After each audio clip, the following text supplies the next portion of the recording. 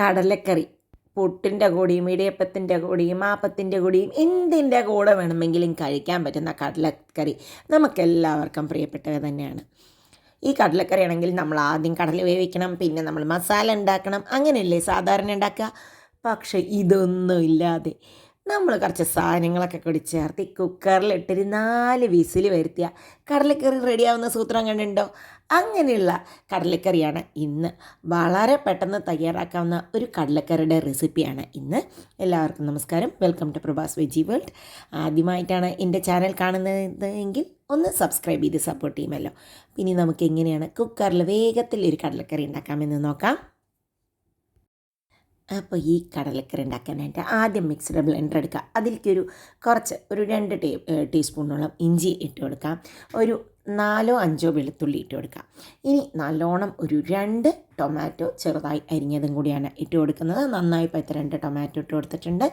ഇനി നമുക്ക് വേണ്ടത് ഒരു 8 കാഷ്യൂനട്ടും കൂടി ഇട്ട് കൊടുക്കാം. അടുത്തതായിട്ട് വേണ്ടത് ഒരു 2-3 ടേബിൾ സ്പൂണോളം തേങ്ങ ഒരുപാട് ആവശ്യമില്ല. ഒരു 3 ടേബിൾ സ്പൂണോളം തേങ്ങ ഇട്ട് കൊടുത്തിട്ടുണ്ട്. ഇനി ഇതിൽ വെള്ളമൊന്നും ചേർക്കരുത് കേട്ടോ.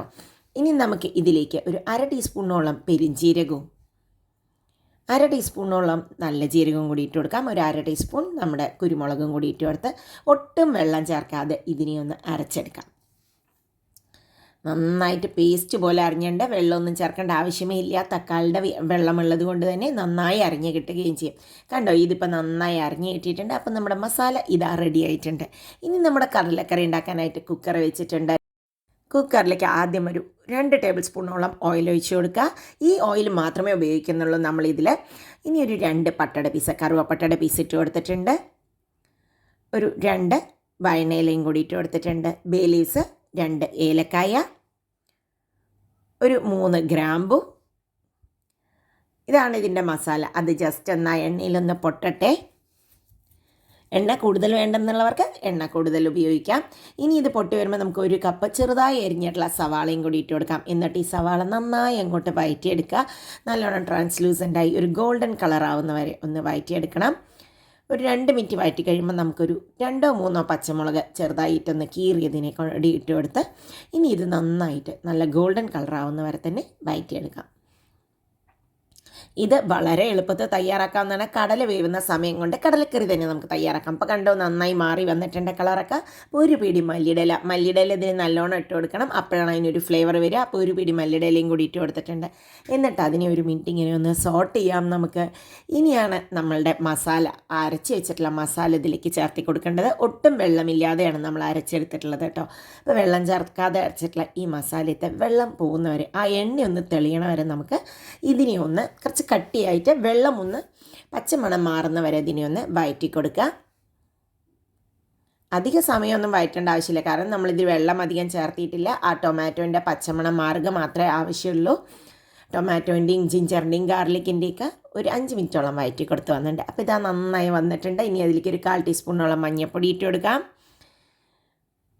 1 ടീസ്പൂൺ മുളക് പൊടിയും ഒരു 1/2 ടീസ്പൂണോളം നമ്മുടെ കാശ്മീരി ചില്ലി പൗഡറും കൂടി ഇട്ട് കൊടുത്തിട്ടുണ്ട്. ഇനി നമുക്ക് 1 ടീസ്പൂണോളം മല്ലിപ്പൊടിയും കൂടി ഇട്ട് കൊടുത്ത് ഇനി ഇതിനെ ഒന്ന് ജസ്റ്റ് ഒന്ന് മസാലയൊന്ന് ഇളക്കി കൊടുക്കാം. 1 മിനിറ്റോളം ഇളക്കി കൊടുത്താൽ മതി. മസാല ഒട്ടും കരിയരുത്. കരിഞ്ഞു കഴിഞ്ഞാൽ നമ്മുടെ കറിയുടെ ടേസ്റ്റ് തന്നെ മാറിപ്പോകും. ഇനി ഇതിലേക്ക് നമുക്ക് വെള്ളത്തിലിട്ട് കുതിർത്തിട്ടുള്ള 1 കപ്പ് കടല ഞാൻ രാവിലെ എണീറ്റിട്ട് വെള്ളത്തിൽ കുതിർത്താണ്. ആ കുതിർത്ത കടല ഇട്ട് കൊടുത്തിട്ടുണ്ട്. ആവശ്യത്തിന് ഉപ്പും കൂടി ഇട്ട് കൊടുക്കാം. നമുക്ക് ഈ മസാലയൊന്ന് ജസ്റ്റ് ഇതിൻ്റെ കൂടെ ഈ കടലയെ ഈ മസാലയുടെ കൂടെ ഒന്ന് ജസ്റ്റ് ഒന്ന് മിക്സ് ചെയ്യുക. ഒരു 2 മിനിറ്റ് അങ്ങനെയൊന്ന് മിക്സ് ചെയ്ത് കൊടുക്കുക. ആ കടല ഇട്ടതിന് ശേഷം അതിലേക്ക് ജസ്റ്റ് ഒന്ന് കടലയുടെ എല്ലാ ഭാഗത്തേക്കും ആവാൻ വേണ്ടിയിട്ട് ഒരു ചെറിയ തീയിലാണ് ഇതെല്ലാം ചെയ്യുന്നത് നല്ലത്. കരിഞ്ഞു പോരുത് മസാല ഒരിക്കലും. ഇനി ഇതിലേക്ക് ഈ കടലയുടെ മുകളിലേക്ക് നിൽക്കുന്നത് പോലെ വെള്ളം ഒഴിച്ച് കൊടുക്കുക. ഒരുപാട് കുറഞ്ഞു പോരുത്, അപ്പോൾ അടി പിടിക്കാനുള്ള ചാൻസ് ഉണ്ട്. എന്നാൽ ഒരുപാട് കൂടാനും പാടില്ല. അപ്പോൾ ആ കടലയുടെ മുകളിൽ ലേശം മുകളിലേക്ക് നിൽക്കുന്ന വിധത്തിൽ നമ്മൾ വെള്ളം ഒഴിച്ച് കൊടുത്തിട്ടുണ്ട്. ആവശ്യത്തിന് ഉപ്പും കൂടി ഇട്ട് കൊടുക്കാം. ടേസ്റ്റ് ചെയ്തപ്പോൾ ഉപ്പ് കുറവായതുകൊണ്ട് ഉപ്പ് ഞാൻ ഇട്ട് കൊടുത്തിട്ടുണ്ട്. ഇനി ഇതിനെ ഇളക്കി വയ്ക്കുക. ഇതിലിപ്പോൾ ഒരുപാട് കുത്തുന്ന മസാലയൊന്നും ഉണ്ടാവില്ല, എന്നാൽ നല്ല ടേസ്റ്റി ആയിട്ടും ഉണ്ടാവും. ഇനി ഇതിനെ അടച്ചിട്ട് ഒരു മീഡിയം ഫ്ലെയിമിൽ വെച്ചിട്ട് 4-5 വിസിൽ വരുത്തുക. എനിക്ക് 5 വിസിൽ വേണ്ടി വന്നു വേവാനായിട്ട്. ഇതാ അപ്പം കണ്ടോ, നല്ല ആ എണ്ണയൊക്കെ മുകളിലേക്ക് വന്ന നല്ല കുറുകിയ ചാറോട് കൂടിയിട്ടുള്ള നമ്മുടെ കടലക്കറി റെഡി.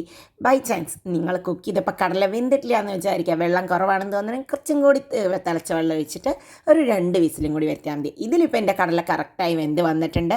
നല്ല അടിപൊളി ടേസ്റ്റിൽ ഒരു കടലക്കറി റെഡി ആയിട്ടുണ്ട്. ഇനി ഇതിന് ബാക്കി നമ്മൾ കുറച്ച് മല്ലിയിലയും കൂടി ഇട്ട് കൊടുക്കുക.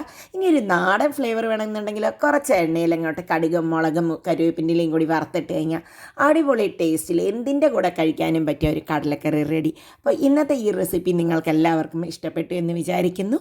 വീണ്ടും അടുത്ത വീഡിയോയുമായി വരാം. അതുവരേക്കും ബൈ. ഈ വീഡിയോ ഇഷ്ടപ്പെട്ടാൽ ഷെയർ ചെയ്യാൻ മറക്കല്ലേ. ബൈ.